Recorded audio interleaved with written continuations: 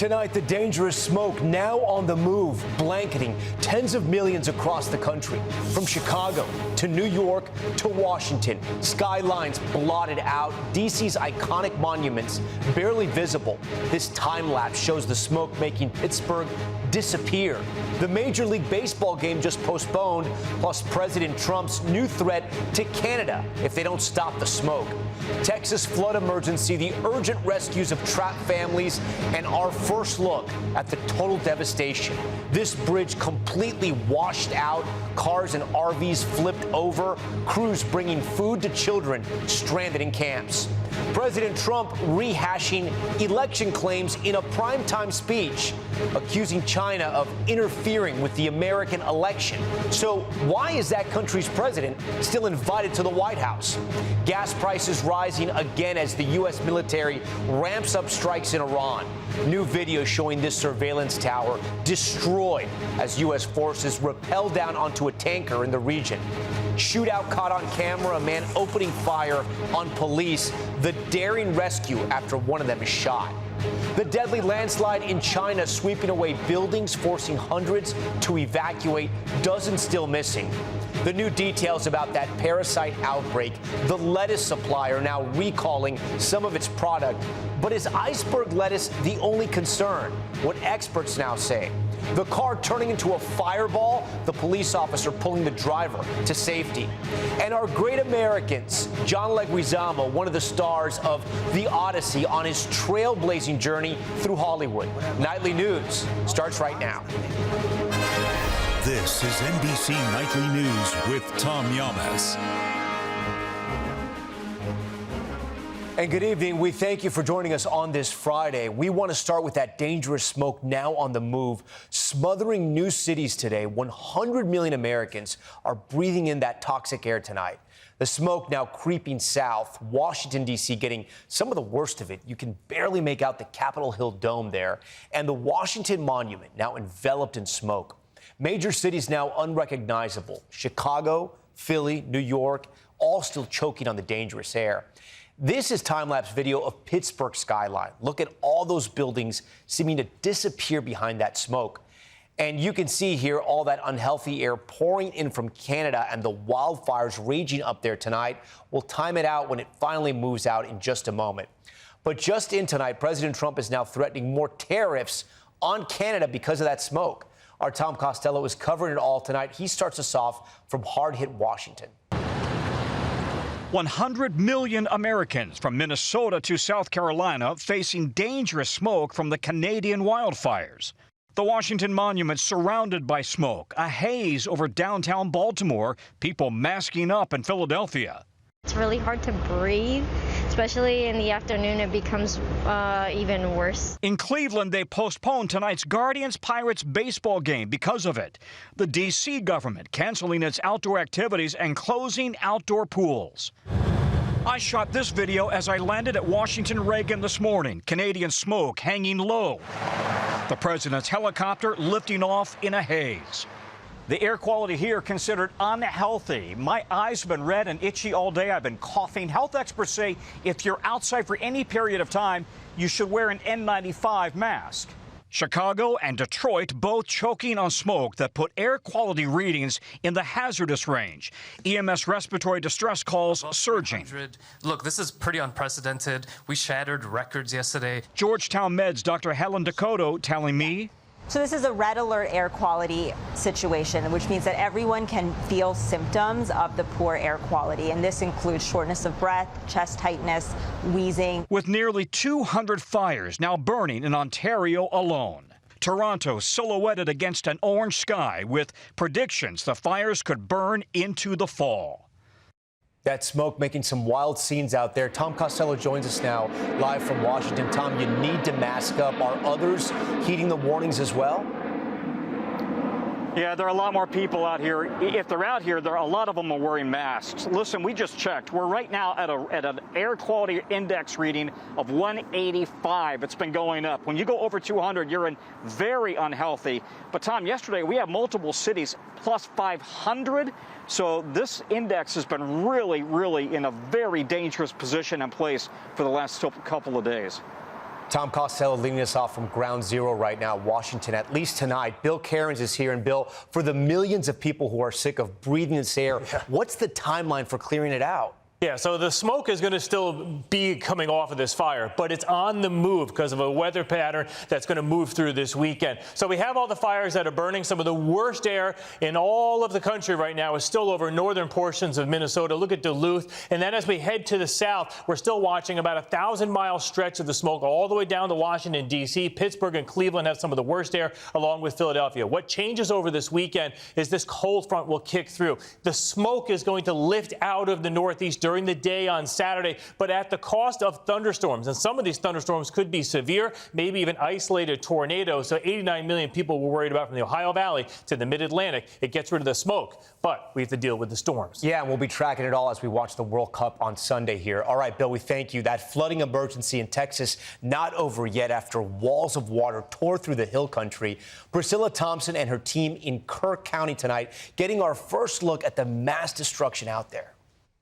Tonight, unrelenting rain submerging new communities in Texas. Authorities making high water rescues, bringing families and pets to safety. Rain falling as fast as 4 inches per hour in Crockett County. And we're seeing new images that show the power of those floodwaters. The Nueces River tearing apart this bridge in Uvalde County. We made our way into hard-hit Kerr County today, meeting a man named Andy, showing us how high the water rose. I woke up and opened the door, and there was water flowing. It's pitch black and raining very hard, and you just knew that something bad was coming. Narrowly escaping his RV, his girlfriend was nearly swept away, saved by a neighbor just in time. She came out of the rig, and the current kind of took her down, and they were just there. And back in Uvalde County. Never had an issue where I've lost everything. A woman named Breve telling our Ryan Chandler she's desperately searching for cherished items that can never be replaced. My grandparents are no longer with me, so there's things that they gave me that I'm trying to find. And tonight, we're learning the identity of one of the people killed in these floods. Mark Stewart lived in Kerrville. His wife, Jenny, posting, "Mark, my love, I will forever be grateful for the beautiful years we shared together." And with that, Priscilla Thompson joins us tonight from Kerr County, Texas. Priscilla, we see the damage there just behind you. The governor now saying more federal help is coming in? Yeah, Tom, and it's because of the extent of the damage. You have this RV on its side, this car also on its side, and this SUV landing on a guardrail. The governor has now issued a major disaster declaration to get that federal funding coming in. Tom? It shows the power of that rushing water. Okay, Priscilla, turning now to politics and President Trump's primetime address to the nation. The president making some bold claims of foreign election interference and making his case for greater security reform. But today, his critics saying he offered very little proof. Garrett Hake reports from the White House. In his primetime address to the nation, President Trump castigating America's election system, saying it's rife with what he called shocking vulnerabilities, with the White House posting hundreds of pages of declassified but highly redacted documents. These disclosures reveal an election system so broken and so vulnerable that no one can possibly defend it. The president accusing China of illicitly acquiring 220 million American voter files beginning in 2020, though much of that information is available publicly. They fought like hell not to have it, Donald Trump, to win. China's foreign ministry calling those claims, quote, entirely fabricated and a malicious smear.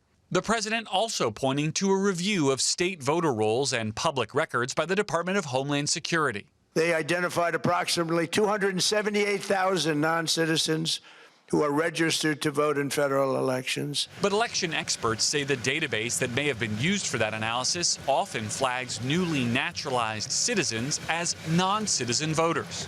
The DHS secretary today warning state election officials to accept new federal involvement in their election security processes, or else those individuals can also be held accountable by fines, by penalties, and even, depending on how far it goes, prison time. Democrats today blasting the president's speech. What we also saw last night was a clear signal of this president's intent to unconstitutionally wield federal power to attack this election and to undermine voting rights. Garrett joins us now live from the White House. Garrett, the president is pointing the finger at China, but he's also welcoming its leader to the White House for a visit in the fall. That's right, Tom. The White House today confirmed that the president still plans to host Chinese leader Xi Jinping for a state visit this fall. And this evening, the president even joked about hosting a joint World Cup tournament with China in the future. Tom? Garrett Haig for us. Garrett, thank you. Another challenge for President Trump, of course, gas prices rising again. Now back to nearly $4 a gallon nationwide as the renewed military strikes between the U.S. and Iran are rapidly escalating. Keir Simmons reports tonight from that region. Tonight, the destruction of a surveillance tower said to be used by Iran to track targets in the Strait of Hormuz. The new video from U.S. Central Command, hours after releasing dramatic footage of U.S. Marines rappelling onto a tanker. As gas prices in the U.S. rise and traffic through the Strait of Hormuz fell to a 3-week low, the U.S. again attempting to force Iran to back down. President Trump promising results. You will see the fruits of that labor very, very shortly. But Iranian state media releasing video of its own, saying this footage shows a drone attack on a Thailand-flagged tanker in the strait. And Iran accusing the U.S. of killing civilians in the bombing of this bridge near the strait. Tonight, Iran releasing this poster of 7 people it says were killed in strikes on bridges, including 3 women and a child. Their funerals announced for tomorrow. And Iran said these drones were launched at U.S. targets in Kuwait. A desalination and energy plant were hit. In 24 hours, Iran targeting 7 U.S. partners and allies in the region. Here, an ammunition depot in Iraq hit. While here in Doha, we heard loud explosions which shook the windows. Qatar says falling debris injured a child. Tom? Keir Simmons. Keir, thank you. Back here at home, we have an update tonight on that stomach illness outbreak that has made thousands of Americans extremely sick in at least 34 states. One major supplier is voluntarily removing all iceberg lettuce, but there are new questions tonight about whether any other produce may also be contaminated. Here's Ann Thompson. Tonight, Taylor Farms voluntarily removing from the U.S. market all its iceberg lettuce sourced from central Mexico. This after the FDA and CDC warned Americans not to eat shredded iceberg lettuce from Mexico, served at Taco Bell restaurants in 5 states. Today, Taco Bell said it's removed all that lettuce from its supply chain nationwide. The government says more than 1,644 people infected with cyclospora, the foodborne parasite causing severe intestinal illness. But with cases in 29 other states, experts say iceberg lettuce may not be the only problem. Is it likely it could even be just one type of produce? Given that we have multiple outbreaks going on, at least according to the FDA, we just don't know at this point. Cyclospora spreads when human feces get into food or water. It can enter the food supply anywhere from irrigation in the fields to the production line. In this case, Taylor Farms' parent company says the FDA traceback investigation identified a specific Mexican farm. Tonight, the FDA says be cautious with pre-washed produce and cooking is the safest option. Ann Thompson, NBC News. We're back in 60 seconds with a dramatic body cam video. Deputies ambushed in a hail of bullets, how they rescued one of their fallen colleagues. Plus, the race to survive as the ground gives way in China. Look at this, the landslide sweeping buildings away. And our one-on-one with this week's great American, John Leguizamo, as his new movie, The Odyssey, hits the summer box office. That's next. We're back now with a dramatic video of a shootout between Florida deputies and a gunman and how they rescued one of their colleagues after he was hit. And a warning tonight, this video is disturbing. Here's Jesse Kirsch. Moment 3V, I'm hit. I'm in my car, I got hit in the neck. Tonight, these newly released videos taking us inside an alleged ambush on sheriff's deputies near Tampa, Florida. The edited footage released by the Hillsborough County Sheriff's Office shows this deputy getting out of his SUV, then falling to the ground as he's shot. Another deputy hit before he even gets out of his car. I'm hit. Then watch as a third deputy returns fire, the gunman falling over. Hey, get us ambulance, get an ambulance. An officer then races to help one of the injured deputies away from his bullet-ridden SUV. Hey, bullets in my hand. The hand of God was with our deputies here today. The Hillsborough County Sheriff says the gunman was 34-year-old Chris Machowski, a convicted felon who had allegedly held his ex-girlfriend hostage Wednesday night. He tells her, as he's holding her at gunpoint, that he's going to kill her. Then, as deputies moved in on Machowski yesterday, he allegedly opened fire. The sheriff says he died from his injuries. The injured officers medevaced to the hospital. The sheriff sharing this X-ray image showing bullet fragments in one deputy's hand. And tonight, both injured officers are recovering from a frightening close call. Jesse Kirsch, NBC News. We're back in a moment with the officer pulling a driver through his window to get him out alive before his car's engulfed in flames. Welcome back. A stunning scene out of China, a massive landslide in the southwest part of the country.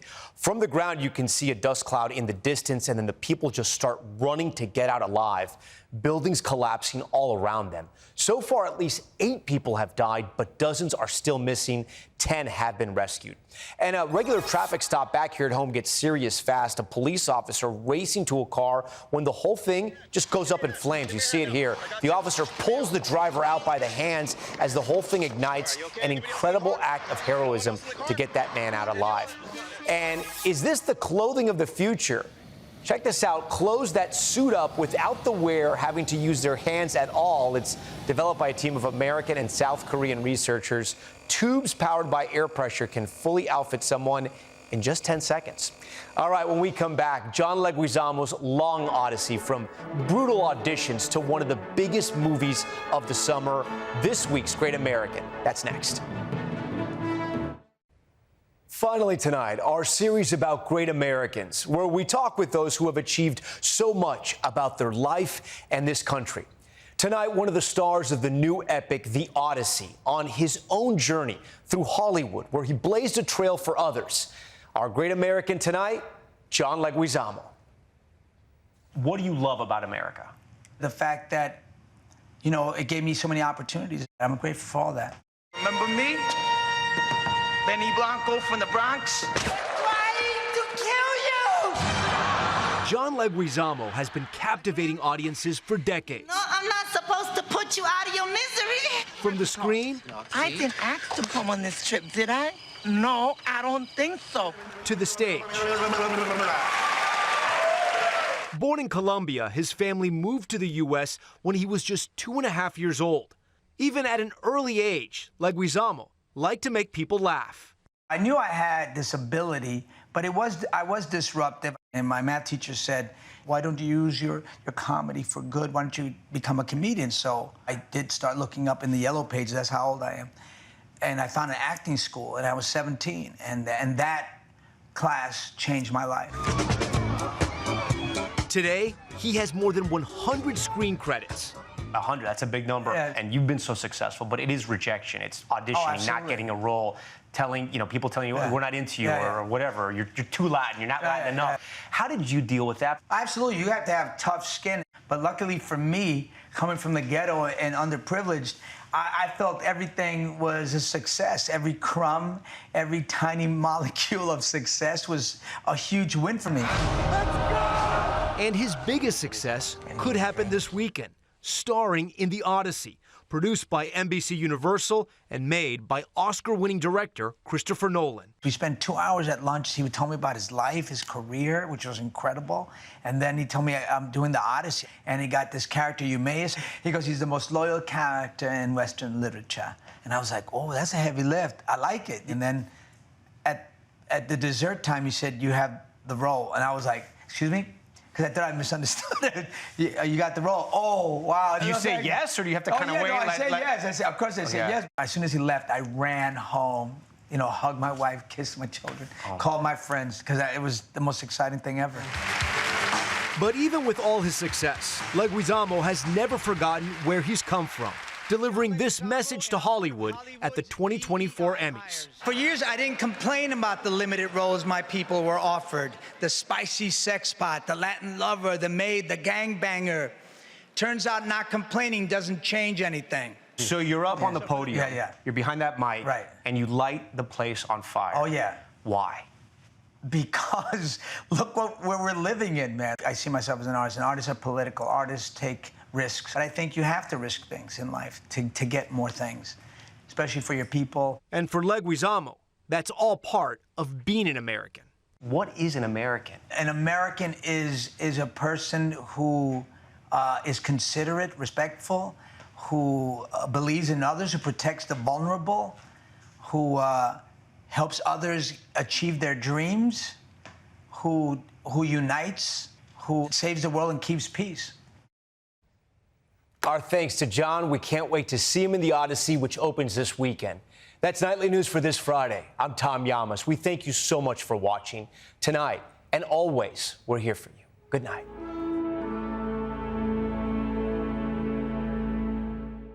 We thank you for watching. And remember, stay updated on breaking news and top stories on the NBC News app or watch live on our YouTube channel.